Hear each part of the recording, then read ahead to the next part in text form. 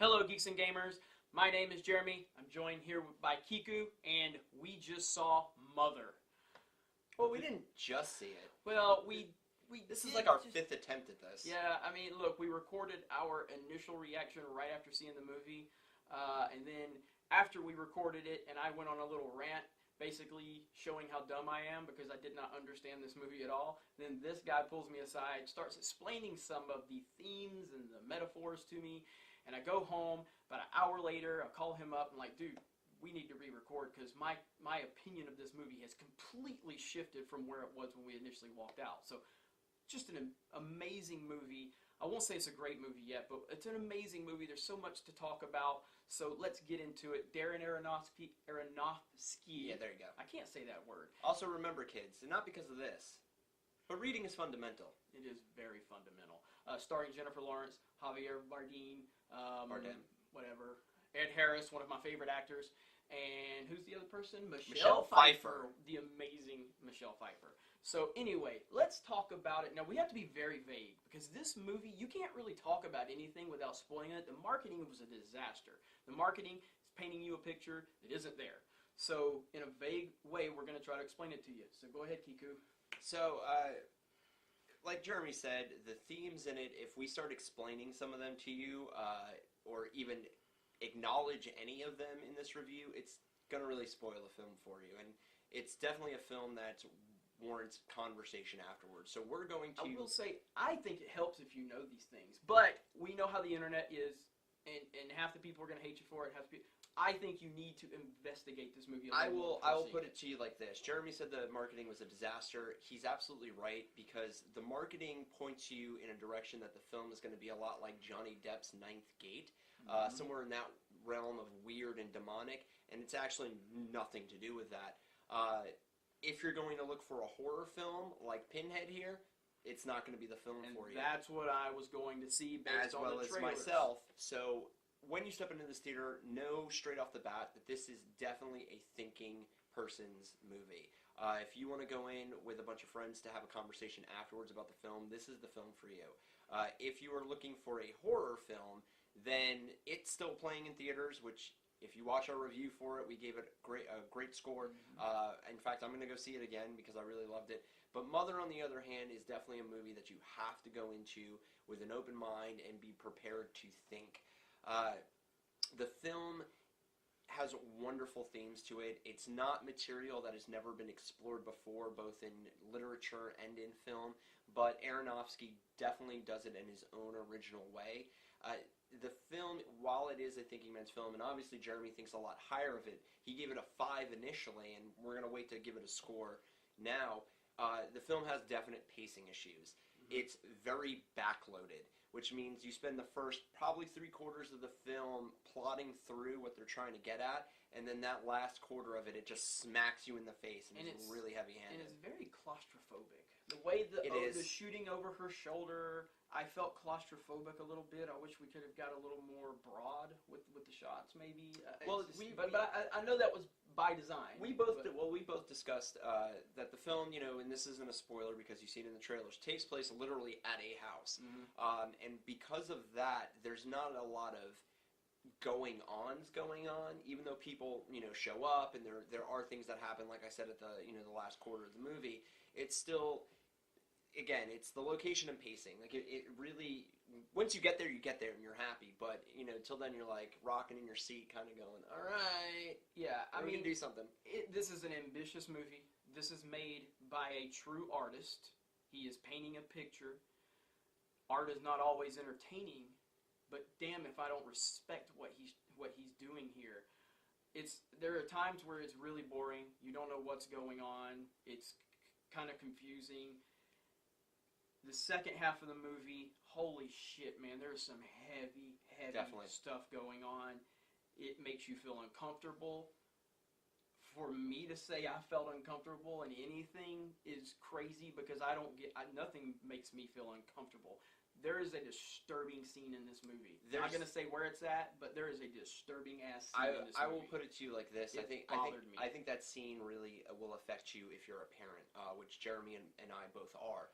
So it definitely it resonated with us. Let's just say that. I think it was too far, and again, for someone like me I watch some of the most fucked up shit on the internet you can find. For me to say this is too far, man, again, I'm not offended by it, but I'm just saying when I'm watching a movie and something like this happens, man, it's crazy. It's definitely a scene that is necessary to the film to make you feel uncomfortable, to show the brutality of what they're actually talking about. I just wish it would have been a little less. Yeah. I mean, I could agree with that, but I also see what they were trying to do. Right.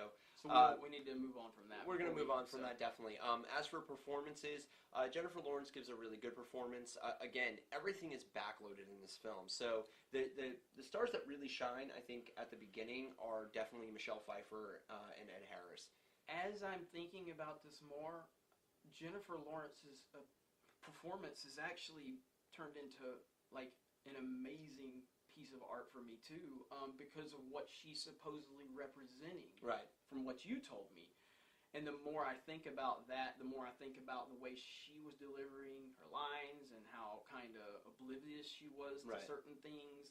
It all makes a little more sense. So I'm going from originally I was kind of meh with her. Now I'm just like, wow, that was actually pretty masterful. Now, I'm going to have to think a lot more about this movie and the performances. There's just so much.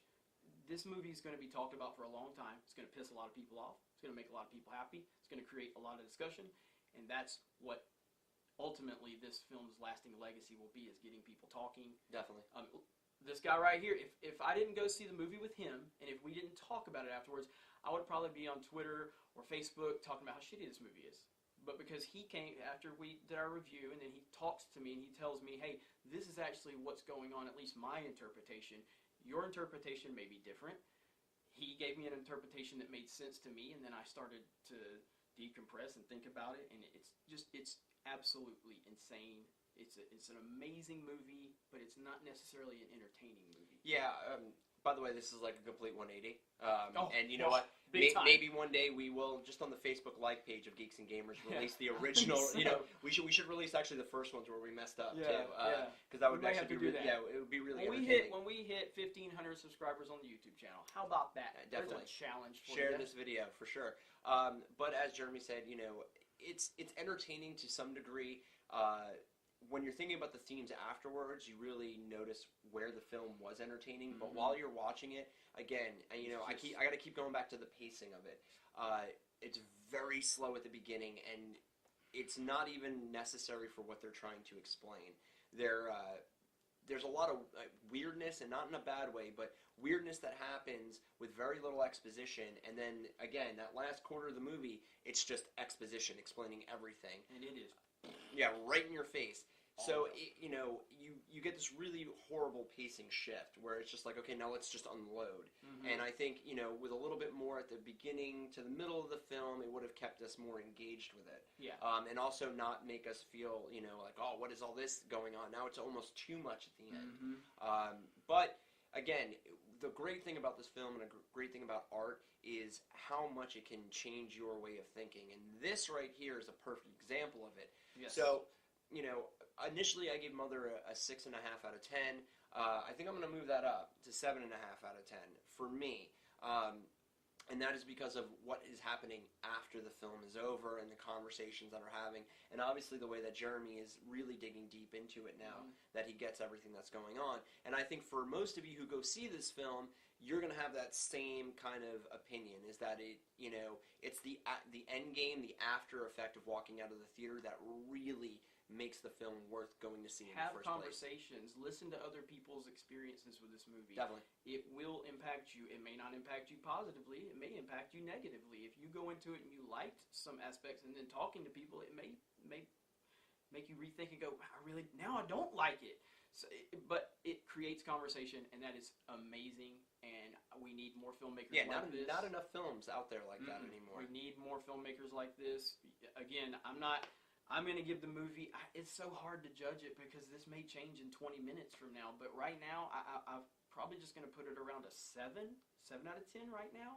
That could change. That's a 2-point jump from his initial score. It's a 2-point jump just from him giving me a whole different perspective on it.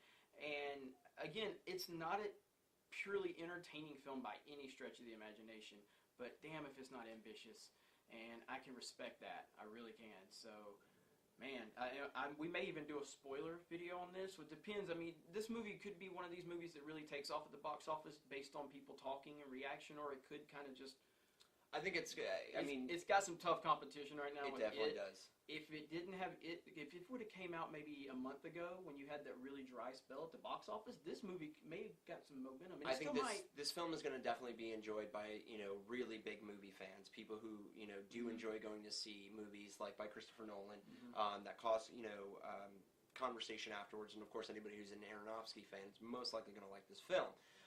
Actually, myself and Devon Taylor, who host our Beyond the Grave podcast, will actually be sitting down to record a full spoiler conversation about the themes and whatnot. So look on that on the Geek Pulse Radio Network. And look for Devon's his review for this movie on geeksandgamers.com. Yeah, he really loved it. He really did. 9 out of 10 he gave that film, and we love Devon too. So very smart guy right there. But of course, guys, check out everything else Geeks and Gamers has to offer. Of course, the show Super News that I host right here on YouTube. Check out everything on the Geeks and Gamers website. We have a ton of reviews and opinions out there.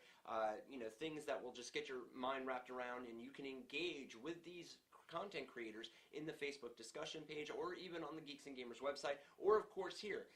We want to know what you guys thought about this movie. Big time we want to know what it is. So drop something down in the comments, or you know what, even come into the Facebook discussion page, find that mother spoiler master post, and let's just go ham. Let's discuss this movie, see what everybody thinks about it. Of course, for myself and Jeremy, we will catch you next week where we will be reviewing Kingsman.